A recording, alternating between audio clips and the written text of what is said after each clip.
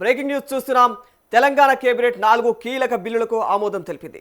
సోమవారం సాయంత్రం assembly committee hall 1లో సీఎం రేవంత్ రెడ్డి అధ్యక్షతన మంత్రివర్గ సమావేశం జరగగా తెలంగాణ అడ్వకేట్ ప్రొటెక్షన్ బిల్లు, విద్వేషపూరితమైనటువంటి నేరాల నిరోధక బిల్లు, ఇక గిగ్ వర్కర్ల బిల్లు, తల్లిదండ్రులను పట్టించుకోకపోతే ప్రజాప్రతినిధులు, ప్రైవేటు ప్రభుత్వ ఉద్యోగాల జీతాల కట్ చేసే బిల్లుకు కేబినెట్ ఆమోదం తెలిపింది. ఇక రోహిత్ వేముల చట్టాన్ని తీసుకువచ్చే బిల్లు రూపకల్పనకు డిప్యూటీ సీఎం బట్టి విక్రమార్క అధ్యక్షతన కేబినెట్ సబ్ కమిటీని ఏర్పాటు చేస్తూ మంత్రివర్గం నిర్ణయించింది.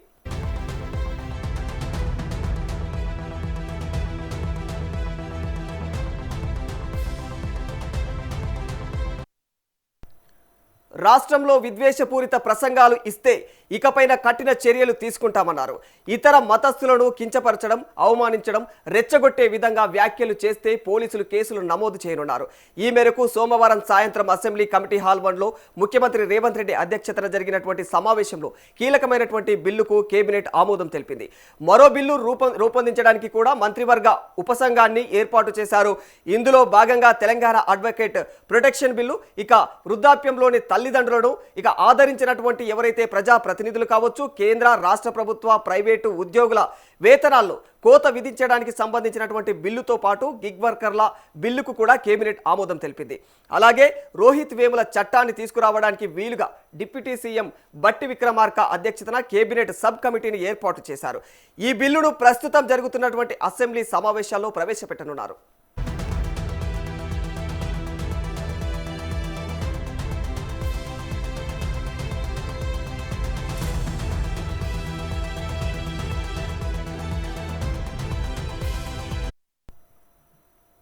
విద్వేషపూరితమైనటువంటి ప్రసంగాలు, విద్వేషపూరితమైనటువంటి నేరాల నిరోధక bill, Telangana hate speech and hate crime preventions bill 2026ను మంత్రివర్గం ఆమోదించింది. తమ ఏదైతే సామరస్యానికి సంబంధించినటువంటి అంటే భంగం కలిగించే పోస్టులు కావచ్చు, అల్లర్లు, ఘర్షణలు ప్రేరేపించే ప్రసంగాలను కట్టడి చేసేందుకు ఈ బిల్లును రూపొందించారు. బాధ్యులపైన కేసులు నమోదు చేయడంతో పాటు కఠినమైనటువంటి చర్యలు కూడా తీసుకోవడం జరుగుతుంది.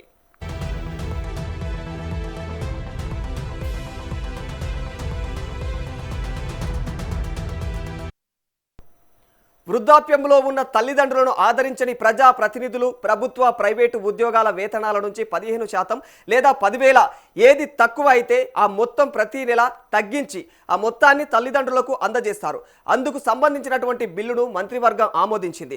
ప్రస్తుతం సమాజంలో అనేక మంది తమ పిల్లలు, తల్లిదండ్రులను యోగక్షేమాలను పట్టించుకోవడం లేదని కూడా ఫిర్యాదులు పెద్ద ఎత్తున వస్తున్న నేపథ్యంలో ప్రభుత్వ ప్రైవేటు ఉద్యోగులు, ఇక కేంద్రం రాష్ట్ర ప్రభుత్వ ఉద్యోగులు, చట్టసభల ప్రజా ప్రతినిధులు, స్థానిక సంస్థల ప్రజా ప్రతినిధులకు వర్తించేలా కూడా బిల్లులను రూపొందించారు. దీనికి సంబంధించినటువంటి మార్గదర్శకాలను త్వరలో విడుదల చేయనున్నారు. ఇక జిల్లా కలెక్టర్కు పూర్తి అధికారాలు అప్పగిస్తామని తెలియజేశారు. రాష్ట్ర స్థాయిలో కూడా కమిషనర్ ఏర్పాటు చేయనున్నారు. ఇక వృద్ధుల సంక్షేమ శాఖ ఈ చట్టాన్ని అమలు చేయనుంది. ఇక దాదాపుగా 45 లక్షల కుటుంబాలు దీని పరిధిలోకి వస్తాయని కూడా అంచనా వేస్తూ ఉన్నారు.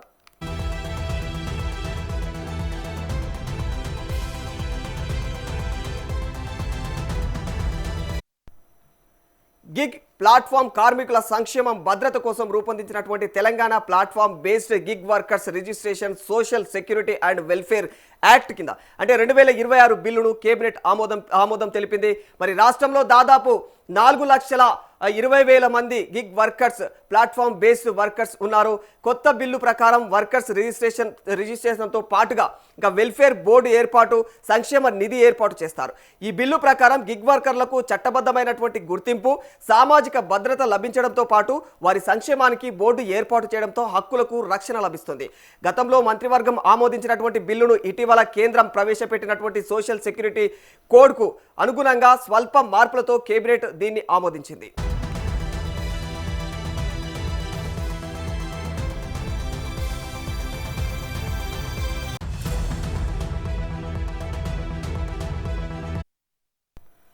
తెలంగాణ అడ్వకేట్ ప్రొటెక్షన్ బిల్లుకు కేబినెట్ ఆమోదం తెలిపింది. న్యాయవాదులపై జరుగుతున్నటువంటి దాడులను కట్టడి చేసేందుకు, వారికి రక్షణ కల్పించేందుకు కూడా ఈ బిల్లులను రూపొందించారు.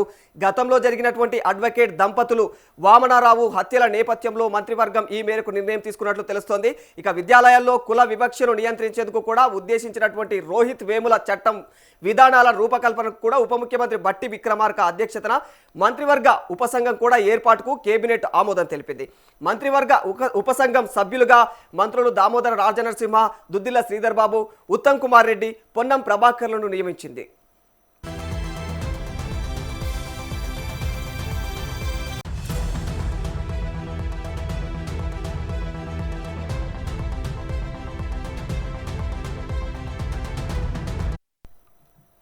హైదరాబాద్లో ప్రస్తుతం ఉన్నటువంటి 69 కిలోమీటర్ల మెట్రో వ్యవస్థను ఎల్ఎండి కంపెనీ నుంచి స్వాధీనం చేసుకునే చర్యలు వేగవంతం చేయాలని కేబినెట్ నిర్ణయం తీసుకుంది.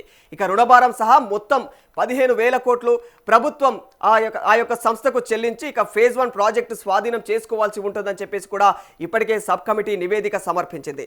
ప్రభుత్వం తరపున ఈ నివేదికల చెల్లింపులు, లావాదేవీల బాధ్యతలు నిర్వహించే బాధ్యతను కూడా హైదరాబాద్ మెట్రో రైల్ లిమిటెడ్కు అప్పగించింది.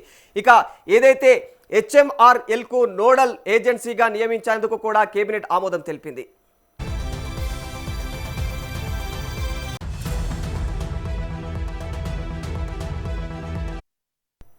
రాష్ట్రంలో చేపట్టిన కులగణను అధ్యయనం చేయడానికి రాష్ట్ర ప్రభుత్వం నియమించినటువంటి నిపుణుల కమిటీ నివేదికను కేబినెట్ ఆమోదించింది. ఇక independent experts working group chairman justice Sudarshan Reddy ఆధ్వర్యంలోని కమిటీ ఈ నివేదిక తయారు చేసింది.